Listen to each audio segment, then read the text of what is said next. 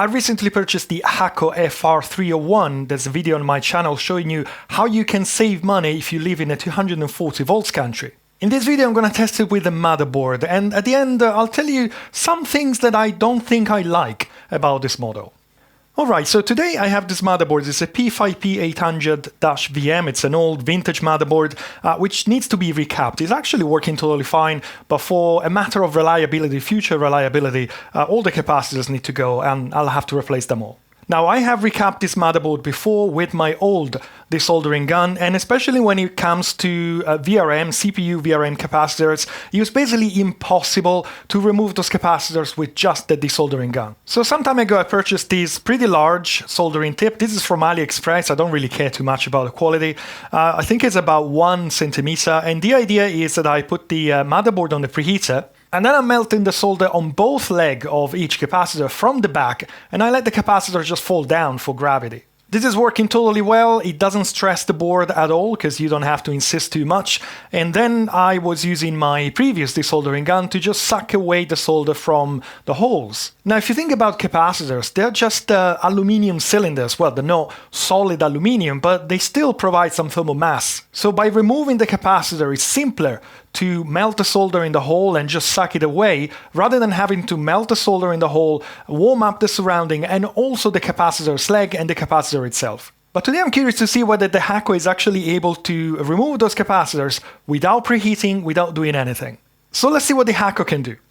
If you watched the video on the main channel, you might remember this is a Japanese Hakko, so it's running on 100 volts. I have an adapter here, which I had to mod to make sure the Hakko was properly grounded. So if you have a Japanese version with an adapter, with a power converter, just make sure you take a look at the video because there is something you might want to check with your power converter. Let me turn this on.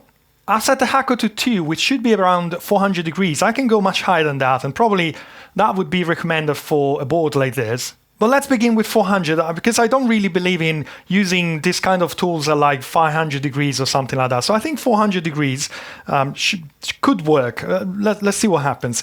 Now, I purchased this little, I think it's called a drill vise. It's a little drill bit. It's a 1 millimeter. It's exactly as the tip I have at the moment. And it's much more effective than the provided rod at cleaning the tip. So let's make sure the tip is clean.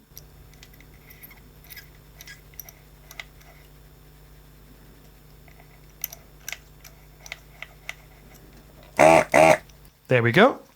Now, to be fair, even though the board is cold and I said I don't want to preheat it as a test, I'm going to try this capacitors here. You can see the ground plane or power planes, everything. There's quite a lot of copper in here to warm up. I'm not going to preheat the thing, but I will definitely go ahead and retin those joints. This is, what is that, 25 years old board. Everything is oxidized. I think it's only fair to just refresh the solder a little bit.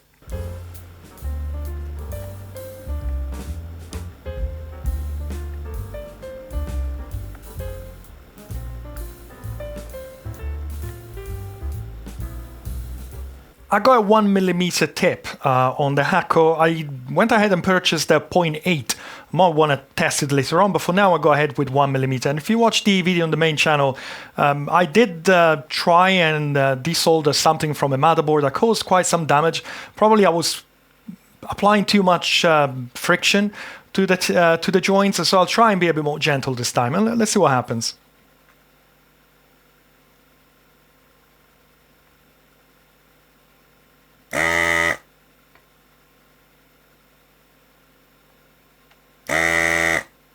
Okay, well, the first capacitor came off effortlessly. There we go. I don't think, that being said, maybe that's not exactly on the power plane. Let's try one of these, this one here at the top. Those are definitely on the V-core, directly on the V-core.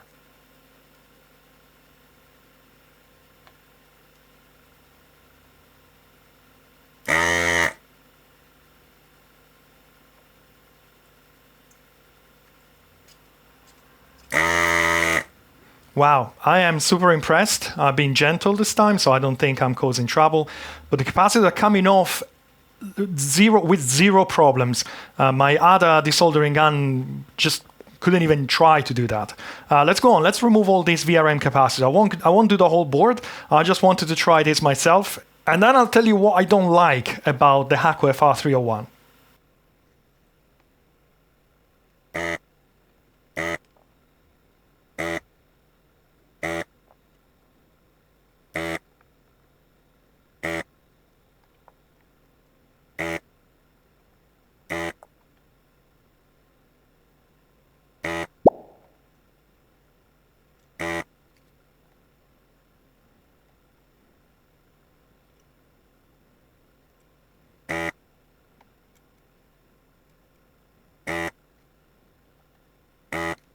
I am super impressed. All the capacitors came off with very little effort, but one. I guess it can happen. I just need to reflow this joint and try again. I'm sure it'll come off straight away.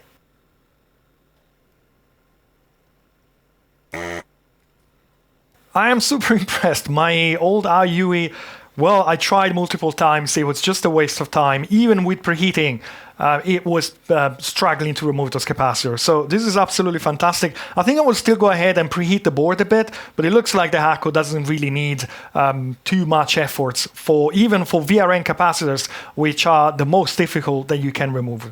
Now, little digression, if you don't mind. I'm curious to see the state of these capacitors, because usually on these very boards, the capacitors are completely dead, completely exploded, deformed, and leaking everywhere. And it's exactly the same board, the same revision. I think it's a bit late, as in this is from 2008. That might be when the capacitor plague had been addressed. I'm not entirely sure about that, so if you do know, let me know down below in the description. I'm curious to see what these capacitors are reading. These are supposed to be 680 microfarad. And I would say that these are still good, 606 and 57 milliohm of ESR, so they're definitely still in a working state. And these are 1000, yes, 1000 microfarad, 16 volts from Nichicon. And I would say they read totally fine. So yeah, I'm kind of surprised that this board, I had many other of these very boards, they were completely destroyed. This is not. And it's the same revision 1.01G board. So I can only imagine that the capacitor plague had been resolved or was being addressed by then, because I'm sure that the ventilation inside this case was as bad as all the others. Perfect. And absolutely super impressed. I wanted to make this video just to show myself, because this is the first board I'm recapping with the Hakko. I was curious to see whether I actually needed all the preheating and all my techniques to remove all these capacitors, or I could just go ahead with the Hakko and happy days. And it looks like the Hakko is super happy with that. Now back on topic, a few thoughts about the Hakko. After about, I would say, about a month of use, there are a few things that I really like, and there are a few things that I really don't like. So let's begin with the positive, performance. The performance of the Hakko FR301 is just amazing. I'm doing things with this desoldering gun, which my old IUE just couldn't even begin of thinking of doing it. So absolutely fantastic. And as I said on the main channel, remember that the tips are critical in delivering the thermal performance to the joint. So don't buy a Hakko and then buy some nozzles, not tips, but nozzles from AliExpress from a random seller, because that will cripple or might cripple the performance of your soldering iron, desoldering gun, whatever it is that is delivering heat to a PCB. But what about negatives? Well, we're talking about nozzles. So I went ahead and purchased this 0.8mm Hakko nozzle, and I wanted to make sure it was genuine. So I went on the Hakko distributor website, and I thought, you know what, I'll just buy from them. But with some surprise, I realized they don't sell to end users unless you spend more than £250. So you can buy this, because this is on sale at the moment. I think it's silly money, like £470. What is that, $600 or something like that. But then you want to buy some sponges or some filters or the tips, the nozzles, and you can't unless you buy a box of them, I guess. Now, there was a note on the website, and it said if you need smaller quantities, get in touch, and we'll direct you to the distributor. So I got in touch, and I think they pointed me to, I think it was Farnell in the UK, but they didn't have the 0.8mm. They don't have everything. And the second one was Amazon.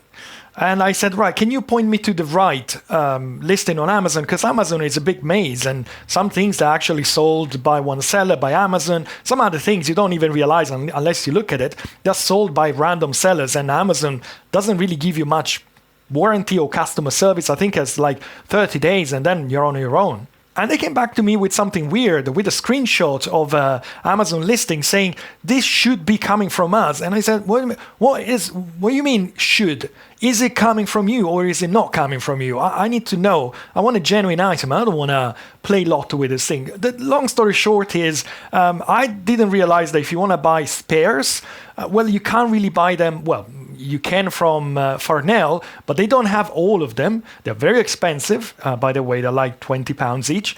But you can't really buy them from the distributor. You can't just go there and order anything from a catalog. You need to have a look, and not everything might be available, and you might be on your own. It's a bit disappointing that they let you spend £500 for the desoldering gun, but when it comes to consumables, well, it's a big question mark. Number 2, the weight of this thing. Obviously, this is a portable unit. It's got the pump inside, which makes this unit very effective, because obviously there is a little plastic pipe in between the pump and the, how would you call it, the suction area here. And the pipe is very short. And this is definitely, I'm sure, it contributes to generating like an instant vacuum. A traditional desoldering gun where the station is on your shelf and it has, say, like a meter of pipe, well, the pipe will kind of contract the moment that the pump activates. And I'm sure that that's affecting a little bit the amount of instant suction the moment you pull the trigger here. So this is an advantage, but obviously you have a pump in here, and this is adding quite a lot of weight.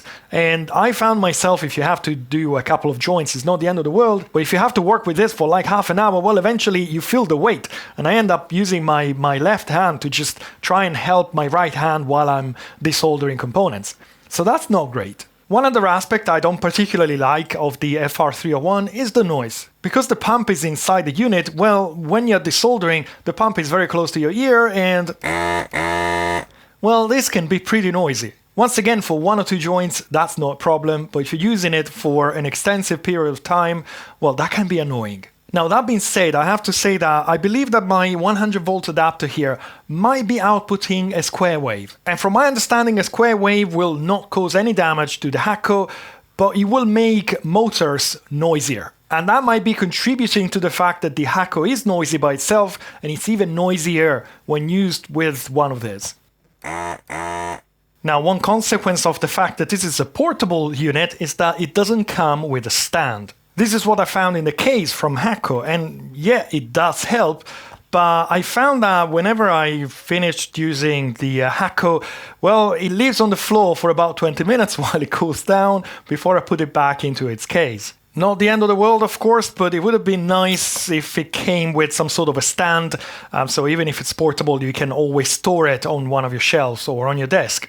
And the final thing is about fumes. My previous desoldering station would live on the shelf, and all the flux fumes that are being sucked in through the nozzle, yes, they're being filtered a bit inside here, but it's kind of a basic filter. You still have fumes going through, and actually in the Hakko manual it says to disassemble the pump once every 6 months or a year or something like that to remove and clean the diaphragm, which will have for sure got stuck with sticky flux residues. And with the desk desoldering station, the fumes are going to the station and they're being released inside the station. So that's like a meter away from me, something like that. I have extraction in the workshop, so I only needed to turn on the extraction, and that would cause a very faint airflow from the door, which is that direction, to the extraction, which is in that direction, and that would make sure that the fumes were not coming towards me, they were being slowly sucked away towards the extraction on the ceiling.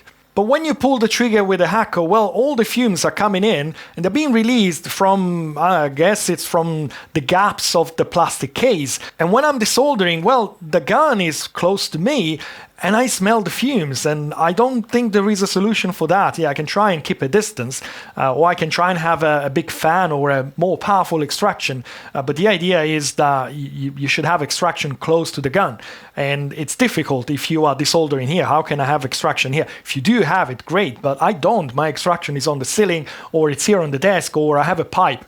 I have a duct in here that can go wherever I want it, but it's a bit difficult when when the fume is coming out from the gun itself. That's probably my most annoying negative with the Hakko, because I care about my health. I think it would have been nice if the Hakko had some sort of exhaust which you could relocate depending whether you are right-handed or left-handed. That way, the station is exhausting the fumes on one of the sides, for example. So it's going away from me. And at that point, probably a little bit of extraction, moving the air in this direction would be enough to make sure that the fumes are not coming back to me. So that's my current position with the Hakko. I'm super happy with it, don't get me wrong.